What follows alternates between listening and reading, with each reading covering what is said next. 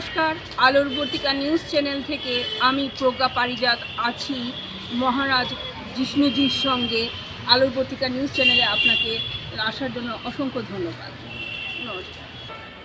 রাজনীতিহীন রাষ্ট্র, জিষ্ণুজির এই বইটি মানে সব কপিই আছে, যেগুলোতে ইংলিশ ভার্সনও আছে। এটারও ইংলিশ ভার্সন আছে, বাংলা ভার্সন আছে। আমি এই বইটা পড়েছিলাম গণেশ পুজোর আগে এবং রিভিউ দিয়েছিলাম, এবং সেটাতে উনি খুব খুশি হয়েছিলেন। আমি এই বইটা পড়ে আমি সহমত যে রাজনীতিহীন রাষ্ট্র যদি হয়, সত্যিই মানুষের জন্য হয়তো ভালো হয়, সব মানুষের জন্য ভালো হয়। এটা আমি বুঝেছিলাম এই বইটা। যারা সংগ্রহ করে এই বইটা পড়তে চান অবশ্যই পড়বেন। অবশ্যই বলছি, বুদ্ধিজীবীদেরকেও বলছি যে সবাই এই বইটা একবারের জন্য হাতে নিয়ে পড়ে দেখুন না কেমন লাগে। হ্যাঁ, ভালো না লাগলে পড়বেন না, একবার তো পড়তেই পারেন, পড়ে দেখুন। আমার তো খুবই ভালো লেগেছে। এটা দু ধরনের আছে, যার ইংলিশে পড়ার ইচ্ছা ইংলিশেও পড়তে পারেন, যার বাংলায় পড়ার ইচ্ছা বাংলায় পড়তে পারেন। তো সেই সময় যিশুজি আমাকে এটা ইংলিশ ভার্সনটা ছিল না, আমি ওনার কাছে ইংলিশ ভার্সনই চেয়েছিলাম, কিন্তু ইংলিশ ভার্সন ছিল না, বাংলা ভার্সন ছিল। বাংলা ভার্সনই উনি আমাকে দিয়েছিলেন লীলা রায় সভাগৃহে। আমার মনে আছে সেই অনুষ্ঠানে উনি আমার কবিতা শুনে বুঝতে পেরেছিলেন যে এই মেয়েই হয়তো বুঝতে পারবে আমার বইটা, তাই উনি আমাকে এই বইটা দিয়েছিলেন এবং আমি পড়েছিলাম বাংলা ভার্সনের বইটা। আজকে আলোকবর্তিকা নিউজ চ্যানেলে আমরা শুনে নেব এই বইটা সম্পর্কে, যেহেতু উনি রাইটার বা লেখক, এই বইটা সম্পর্কে ওনার কি বক্তব্য, সেই বক্তব্য আমরা শুনে নেব। এই বইটিও সারা বিশ্ববাসীর জন্য খুবই গুরুত্বপূর্ণ। আমাদের মনে রাখতে হবে, বা আমরা প্রতিনিয়ত অনুভব করছি সারা বিশ্বে যে রাজনীতি চলছে তা মোটেই সর্বজন গ্রাহ্য বা সর্বজন সন্তুষ্টির রাজনীতি নয়। বর্তমান রাজনীতির আমাদের দেশের হোক বা সারা বিশ্বের যদি আমরা লক্ষ্য করি, তাহলে দেখব রাজনীতির উপরে সাধারণ মানুষের একটা বীতশ্রদ্ধা তৈরি হয়েছে। তার কারণ হলো আসরিক বৃত্তির প্রকাশ। রাজনীতির নাম করে আসরিক রাজনীতির প্রকাশ হচ্ছে। এই বইটির মধ্যে এটা পরে আবার আসা যাবে রাজনীতির স্বরূপটা সম্বন্ধে যখন আলোচনা হবে। এর প্রথমেই অধ্যায় আছে ওয়েস্টার্ন রাজনীতি। প্লেটো বা অ্যারিস্টটল থেকে বা তারও আগে সক্রেটিস থেকে কার্ল মার্কস পর্যন্ত রাজনীতির যে প্রবাহ ছিল ওয়েস্টার্ন রাজনীতিতে, সেই বিবর্তনটা তুলে ধরা হয়েছে। সেই বিবর্তনে আমরা লক্ষ্য করি খুব সংক্ষেপে যে প্রথমে ছিল রাজতন্ত্র, তারপরে সামন্ততন্ত্র, তারপরে পুঁজিবাদ বা ধনতন্ত্র, তারপরে সংসদীয় গণতন্ত্র, তারপরে এসছে সমাজতন্ত্র কার্ল মার্কসের আর্থে। কিন্তু একটা জিনিস আমাদের মনে রাখতে হবে, এই যে এতদিন এতটা প্রবাহিত হওয়ার পর একটা সাপ, যেন ময়াল সাপ এঁকে বেঁকে এসছে, এর আলাদা কিছু নয়। কেন আলাদা কিছু নয়? এবং পরবর্তীকালে যখন দেখা যাচ্ছে যে অবশেষে ওই সাপটার দুটো মুখ তৈরি হয়েছে, একটা গণতন্ত্র, একটা সমাজতন্ত্র, বডি একটাই। কীরকম? এবং প্রকৃতপক্ষে এই দুই রাজনীতির, অর্থাৎ সমাজতন্ত্র বা বাম রাজনীতি আর সংসদীয় গণতান্ত্রিক রাজনীতি অর্থাৎ ডান রাজনীতি, এই রাজনীতি দুইয়ের মধ্যে কোনো পার্থক্য নেই। কেন পার্থক্য নেই? না, একই প্রকৃতি সম্পন্ন ব্যক্তিরা এই রাজনীতি করে। অর্থাৎ সমাজতন্ত্র যারা করছে তাদের প্রকৃতি যা, আর গণতন্ত্রের কথা যারা বলছে তাদেরও প্রকৃতি সেই আসরিক প্রকৃতি সম্পন্ন ব্যক্তিরা রাজনীতি করছে। শুধু অর্থনীতিটা ঠিক আছে, কেন? সেই অর্থের একই ব্যাপার, অর্থের প্রয়োগ সে একই তো। হ্যাঁ, একই। ওদের পকেটটা ভারী আছে যারা এই নীতিগুলো করছে। এবার এই নীতিতে অর্থের ঠিক ইউটিলাইজেশন সম্ভব নয়। যার লোভ আছে সে কখনো অর্থের সঠিক প্রয়োগ করতে পারে না। যার মধ্যে হিংসা আছে, যার মধ্যে কামনা আছে, সে কী করে সে নিজের স্বার্থে কাজে লাগাবে না মানুষের স্বার্থে কাজে লাগাবে? সেখানে অর্থের ঠিক ডিস্ট্রিবিউশন হয় না। অথচ মুখে আমরা বলছি আমরা অর্থের ডিস্ট্রিবিউশন করব, কেউ বলছে, কিন্তু মুখে বললে তো হয় না। মুখ আমাদের এক, কাজে অন্য করি। এ হচ্ছে জীবের ধর্ম। আমরা মনে অনেক সময় ভাবি বাবা বড় বড় রাজনীতিবিদ তাহলে মানে মনে হয় কত বড় মানুষ, না মোটেই মানুষের কাছাকাছিও নয়। কেন? গীতাতে শ্রী ভগবান বলছেন, শ্রীকৃষ্ণ বলছেন যে এই পৃথিবীতে যত মনুষ্য আছে তার দুই প্রকৃতি। একটা প্রকৃতি হলো দৈবী প্রকৃতি, একটা আসরিক প্রকৃতি। এই আসরিক প্রকৃতি সম্পন্ন কারা? ওদের যে ব্যক্তিরা, ও যে অসুর মানে সবসময় খারাপ না, তাদের মধ্যে কিছু ভালো আছে। কীরকম? এটাকে কেন্দ্র করেই অসুর কাদের বলা হয়েছে? বলছে যে সমস্ত ব্যক্তিরা কখনো ক্রমে চলে, কখনো ব্যতিক্রমে চলে, তারাই অসুর। কীরকম? ধরো তারা রেগুলার যখন বাড়িতে খায় 1 পিস 2 পিস মাছ খায়, স্বাস্থ্য ভালো থাকে, বিয়ে বাড়ি বা পার্টিতে গেলে তখন আর 1 পিস 2 পিস মাছ মাংস হয় না, সঙ্গে আরও অনেক কিছু। প্রতিদিন খাবার সময় মদের বোতল থাকে না, কিন্তু ওই সময় গিয়ে মদের বোতল হয়ে যায়। অর্থাৎ কখনো কখনো ক্রমে চলে, কখনো কখনো ব্যতিক্রমে চলে। এই প্রকৃতি সম্পন্ন ব্যক্তিদেরই অসুর বলা হয়। আর মানুষ কারা বা দেবতা কারা? যারা কিনা সর্বদা ক্রমে চলে, কর্তব্যবান এবং মনুষ্যত্বপূর্ণ। এখানে একটা জিনিস আমাদের মনে রাখা দরকার, গণ আমাদের বাংলায় আর কি, বিশেষ করে হিন্দিতেও শব্দটা আছে, বা আমাদের রবীন্দ্রনাথ বলেছেন জনগণ মন অধি। এই জন আর গণ দুটো শব্দ কেন ব্যবহার করলেন? এবং আমরা রাজনীতিতে সাধারণ মানুষ বা নেতারা বলে থাকে জনগণের, আমরা জনগণের হয়ে কাজ করি, আমরা জনগণের কথা বলি। এই জনগণ কারা? অর্থাৎ এখানে দুটো শব্দ আছে, জন আর গণ। জন কারা, গণ কারা, এইটা আমাদের জানা দরকার। আমরা দুটোকে গুলিয়ে ফেলি, এক করে ফেলি, কিন্তু না, এই দুইয়ের মধ্যে আকাশ পাতাল পার্থক্য। এই গণেরাই হলো আসরিক প্রকৃতি সম্পন্ন। অথবা উল্টিয়ে বলা যায়, যে সমস্ত ব্যক্তিরা কখনো ক্রমে চলে, কখনো ব্যতিক্রমে চলে, তারাই হচ্ছে গণ। আর যে সমস্ত ব্যক্তিরা সর্বদা ক্রমে চলে, সর্বদা কর্তব্য সম্পন্ন এবং সর্বদা মনুষ্যত্বপূর্ণ, তারাই হলো জন। এই জন আর গণ, এই গণেদের দ্বারা যে রাজনীতি, তাই হলো গণতন্ত্র। সেখানে সমাজতন্ত্রও যা আর গণতন্ত্রও যা। কেন? ওই একই শ্রেণীর ওই গণেদের দ্বারাই পরিচালিত হয় এই সমস্ত প্রকার রাজনীতি সারা বিশ্বে বর্তমানে। তাই বর্তমানে জনেদের রাজনীতি নেই বা মানবিক রাজনীতি নেই, পুরোটাই হচ্ছে আসরিক রাজনীতি বা গণরাজনীতি বা গণতন্ত্র। এই সমাজতন্ত্র গণতন্ত্র এখানে একই, কোনো পার্থক্য নেই। তাই বলা হলো যে ওয়েস্টার্ন কান্ট্রিতে যে দুটো সাপের দুটো মুখ বেরোলো, একটা গণতন্ত্র, একটা সমাজতন্ত্র, প্রকৃতপক্ষে এটা হলো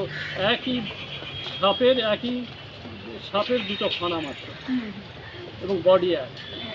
কেন? প্রকৃতি এক, তাদের পেট এক, তাদের মন এক, সবই এক, শুধু দেখাই অন্য আলাদা। কেউ গরিবের কথা বলে, নিজের পেট ভরায়, কিংবা গরিবদের আরও গরিব করে রাখে, কিংবা গরিবদের কিছু করলেই না। আর করলেও সামান্য করে, একদম যে করে না তা নয়, কিছুটা না করলে মানে একটু বোধহয় ফটোশুটের জন্য করে। হ্যাঁ, কিছুটা না করলে তো গদিতে 5 বছর কি 10 বছর থাকতে পারবে না। আর তারপরে যে থাকে সেটা ভয় দেখিয়ে, যে এইভাবে দেখানো হয়। এবারে কথাটা হলো, এখানে ভারতীয় রাজনীতির স্বরূপ বর্ণনা করা আছে, যেটা আমরা করি না, বা আমাদের রাজনৈতিক দার্শনিক যারা, তারাই ভারতীয় রাজনীতির আসল স্বরূপটা দেখতে পায় না, বলে না।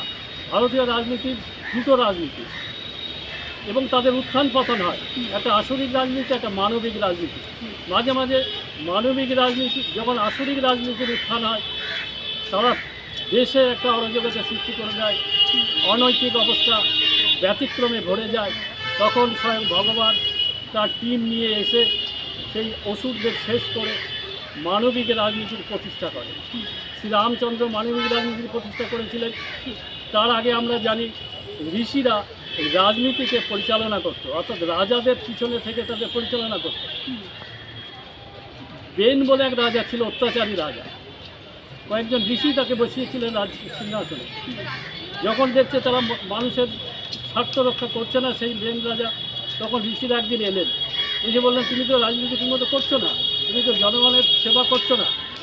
তখন বেন উল্টো বুঝলো, বললো, কোথায় আপনাদের ভগবান আমি, আপনারা কোন ভগবানকে ডাকেন আর আমাকে শিক্ষা দিতে এসছেন?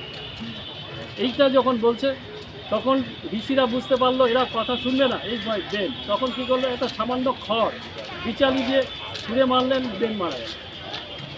এই ক্ষমতা তাদের কন্ট্রোল করার ক্ষমতা ছিল। পরবর্তীকালে ঋষিদের কন্ট্রোল করার ক্ষমতা হারিয়ে গেছে। আমাদের সবচেয়ে বড় যেটা ব্লান্ডার হয়েছে সেটা আমাদের রাজনীতি আধ্যাত্মিকতা থেকে সরে গেছে। আধ্যাত্মিকতা থেকে সরে গেছে। যার ফলে কী হয়েছে, যে আধ্যাত্মিক প্রেক্ষাপট নিয়ে যে সমস্ত ব্যক্তিরা রয়েছে তারা সত্যিকারের জন, তারাই প্রকৃতপক্ষে অভিভাবক। তারা কি করেছে, এই শিশুদের হাতে রাজনীতি ছেড়ে দিয়েছে, দেশের ভবিষ্যৎ ছেড়ে দিয়েছে। আর শিশুরা তো জানে না কোনটা ভালো কোনটা মন্দ, তাই যেটা পেট ভরে সেটা বোঝে, যেটা খেতে ভালো লাগে সেটা বোঝে, কিন্তু কোনটা খেলে বদহজম হবে সেটা বোঝে না। তাই বর্তমান সারা বিশ্বে যে রাজনীতি চলছে, এই গণরাজনীতি অর্থাৎ আসরিক রাজনীতি, এটা হচ্ছে শিশুদের রাজনীতি। শিশুদের হাতে দেশের ভার দেওয়া হয়েছে, শিশুদের হাতে সারা বিশ্বের ভার দেওয়া হয়েছে। আর রাজনীতি সরে গেছে কীভাবে সেটা আমরা দেখব। কলিযুগ যখন এলো, আস্তে আস্তে ধর্ম থেকে রাজনীতি আলাদা হয়ে গেল। কীভাবে, মহাপ্রভুর আলোচনার মধ্যেই একটা লক্ষ্য করি। মহাপ্রভু যখন পুরীতে গেছেন, প্রতাপরুদ্র তার সঙ্গে দেখা করতে চাইলেন, উনি বললেন না, বলল সন্ন্যাসীর ক্ষেত্রে রাজমুখ দর্শন আর নারীমুখ দর্শন বিষের সমান। এইভাবে রাজনীতিটাকে, রাজাকে কোন হীন জায়গায় উনি রেখে দিলেন, কোন হীন জায়গায় ফেলে দিলেন। তারপরে ওনাকে একটু তৈরি করে নিলেন, তার মধ্যে একটু বৈরাগ্য সৃষ্টি করে নিলেন, মানুষের প্রতি ভালোবাসা তৈরি করে নিলেন, নিয়ে তারপরে উনি আশ্রয় দিয়েছেন। এবং মহাপ্রভু আরেকটা করেছিলেন, তার যে দুজন পার্ষদ রূপ সনাতন, এরা ছিল হুসেন শাহর মন্ত্রী, সেই দুজনকে উনি ওখান থেকে বের করে নিয়েছিলেন। এইভাবে টোটালি রাজনীতি থেকে ধর্ম বেরিয়ে গেছে বা আধ্যাত্মিকতা বেরিয়ে গেছে। আমাদের ব্রিটিশ আমলে এসে আমরা একটু অন্যরকম দেখি। ব্রিটিশ আমলে যে বিপ্লবীরা ছিল তাদের হাতে গীতা থাকতো, বিবেকানন্দের কর্মযোগ থাকতো, জ্ঞানযোগ থাকতো। কিন্তু পরবর্তীকালে যত স্বাধীনতার দিকে এগিয়ে গেল, তত যে নেতারা উঠে এলো, তারা আস্তে আস্তে ধর্ম থেকে বেরিয়ে গেল। এবং সবচেয়ে আশ্চর্য বিষয় হলো, যখন সংবিধান রচনা হচ্ছে তখন অরবিন্দর মতো মহাজ্ঞানী ব্যক্তিরা তখন ভারতবর্ষে জীবিত। কিন্তু সেই সংবিধান তৈরির যে কমিটি তৈরি হয়েছিল তাতে কিন্তু তাকে একবার ডাকাও হয়নি, তার পরামর্শও নেওয়া হয়নি। এবং যারা সেদিন সংবিধান তৈরি করলেন তারা জাগতিক জ্ঞান সম্পন্ন, জাগতিক বিদ্যা তাদের আছে, তাদের মানবিক বিদ্যা ঠিকমতো ছিল না।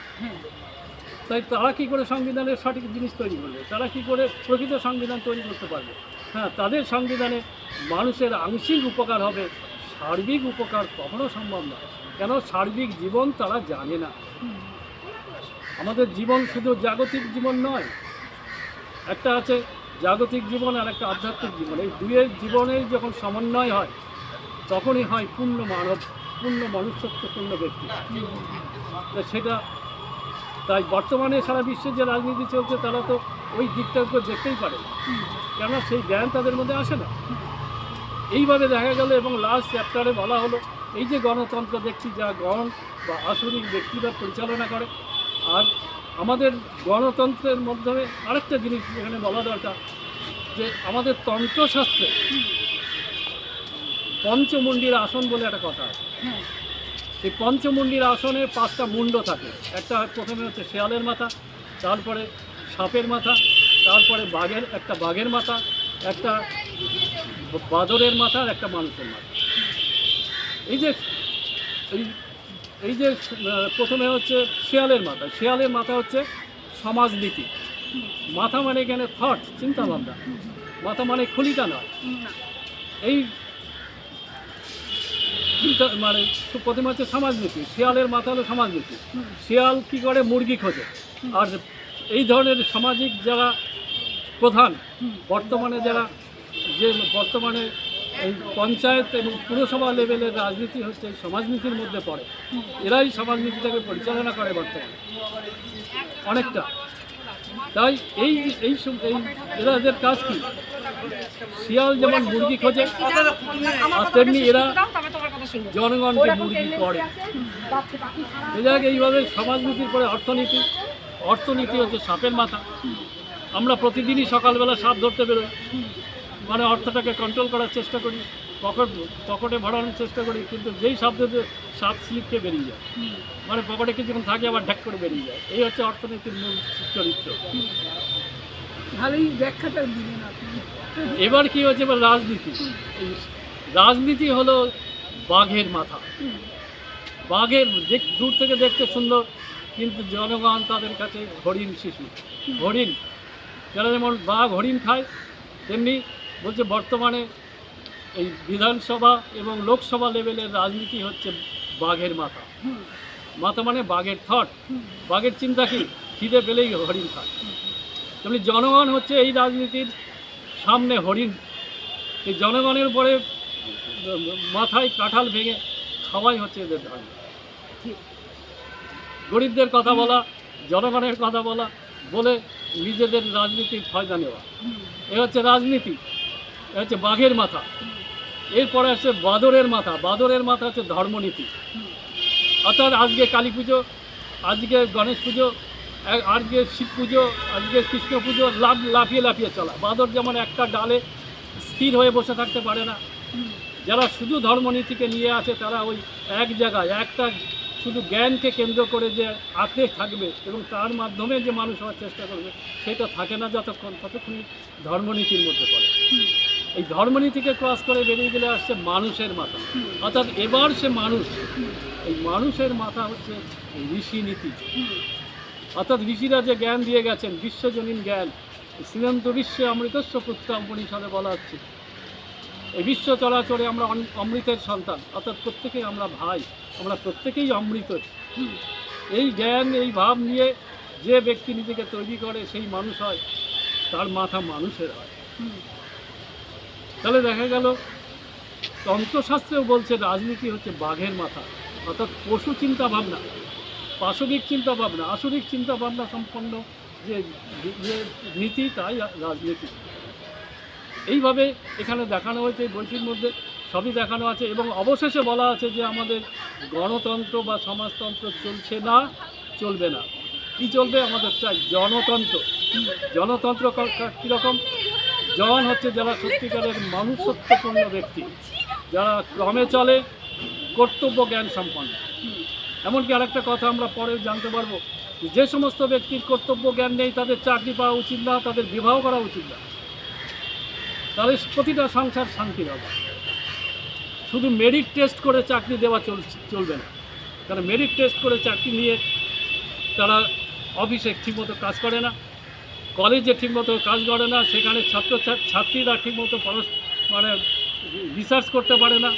এমন সব প্রফেসররা আছে। এই যে ডাক্তারি দুটো ঘটনা আমরা দেখতে পেয়েছি, এই সমস্ত ঘটনা, অভয়া কেস বা এরকম কেস কত রয়েছে, সেই সমস্ত ক্ষেত্রে আমরা কি দেখছি? যে এই সমস্ত ব্যক্তিরা আসরিক ভাব সম্পন্ন, এদের চাকরি পাওয়ার অধিকার নেই, এদেরকে ডাক্তারি পড়ার অধিকারই নেই। তাই ডাক্তারি বলো, এই সমস্ত পদের জন্য যখন টেস্ট হবে, শুধু মেরিট টেস্ট করে তাদের নেওয়া যাবে না, তাদের মেন্টাল হেলথ টেস্ট করা দরকার। অর্থাৎ চরিত্র টেস্ট করা দরকার। করে তারপরে সরকারি চাকরি পাবে, তবে তারা বিবাহ করতে পারবে। আর যারা এই ক্যাটাগরিতে আসবে না, তাদের বিবাহ করার অধিকার নেই। হ্যাঁ, তবে যদি বিবাহ করতে হয় এই গুণ অর্জন করো, তারপরে বিবাহ করো। তাহলেই হবে প্রতিটি সংসার শান্তি, তাহলে দেশ হবে, প্রতিটা দেশ হবে শান্তি। সম্পর্কও টিকে থাকবে, সম্পর্ক টিকে থাকবে, ডিভোর্স হবে না, বাচ্চা মেয়েরা প্রেম করে জীবন নষ্ট করবে না, এইভাবে সমস্ত কিছু বজায় থাকবে। তো যাক, এইভাবে রাজনীতিটাকে আমাদের দরকার জনতন্ত্র, অর্থাৎ জনেদের হাতে তুলে দেওয়া। এবার অনেকে প্রশ্ন করে, জন কই? জন বাঁচতে গিয়ে তো সব উজাড় হয়ে যাবে। বলে না, জনও বাঁচা যায়। জন বাঁচতে গেলে এখানে 10টা নিয়ম দেওয়া আছে। বলে সাধু চেনা যায় কি করে? বলে সাধু চেনা যায় গালাগালি দিলে। সাধু, সত্যিকারের সাধু চিনতে গেলে গালাগালি দিলে চেনা যায়। যে গালাগালি খাওয়ার পরেও যার ভাবের কোনো পরিবর্তন হবে না, সেই সাধু হয়ে গেছে। এইভাবে 10টা পয়েন্ট এখানে দেখানো হয়েছে কীভাবে জন বা প্রকৃত মানুষ চেনা যাবে। সেই ব্যক্তিদের চিনে, সারা ভারতবর্ষ থেকে চিনে তাদের সিলেকশন করো, ইলেকশন নয়। ইলেকশনের প্রেক্ষাপট আমরা দেখেছি। 75 বছরে ইলেকশনে আমরা কি পেয়েছি? 75 বছর ইলেকশনে আমরা দুর্নীতি হারাতে পেরেছি। কংগ্রেসের যে প্রথম ইলেকশন হয়েছিল 51-52 সালে কংগ্রেস রিগিং করেছিল, তারপরে রিগিং আজও চলে। এখনো পর্যন্ত চলছে। তাহলে আমরা কাদের নিয়ে আসি, কাদের রাজনীতি নিয়ে আসি? তাহলে এই জিনিস যারা এইভাবে রাজনীতিতে আছে তাদের দিয়ে মানুষের কী মঙ্গল হবে, তাদের দিয়ে পৃথিবী হচ্ছেও না, বা দেশের কী মঙ্গল হতে পারে? হ্যাঁ, আমরা দেখছি কিছু রাস্তাঘাট হয়েছে, কিছু মানে দেখানদারি যে উন্নয়নগুলো সেগুলো হয়েছে। কিছু বিল্ডিং হয়েছে, ঠিক আছে, একটু তো করবে।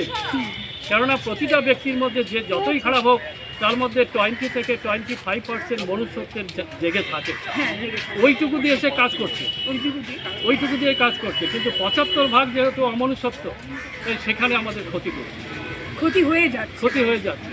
এই জন্য আমাদের দরকার ওই সমস্ত ব্যক্তি যাদের মধ্যে 90% বা 10% মনুষ্যত্ব আছে তাদের হাতে দেশের দায়িত্ব তুলে দেয়। তারাই হচ্ছে জন, তাদের দ্বারা যে তন্ত্র সৃষ্টি হবে তাই হবে জনতন্ত্র। এইভাবে এই বইটির মধ্যে বলা আছে, সবার যদি পড়ে, এই সবার জন্য যে কোনো স্ট্রিমের ব্যক্তি, সায়েন্সের হোক, আর্টসের হোক, পলিটিক্যাল সায়েন্সের হোক, সবাই এই বইটা পড়তে পারে, তার নিজেরও কাজে লাগবে এবং তার দেশের জন্য কাজে লাগবে। এইটুকু বলে আজকে এটা এই যে এটা আপাতত এখানেই এই দুটো বইয়ের মানে এই বইটার উপরে আমরা তথ্য জানতে পারলাম লেখকের কাছ থেকে।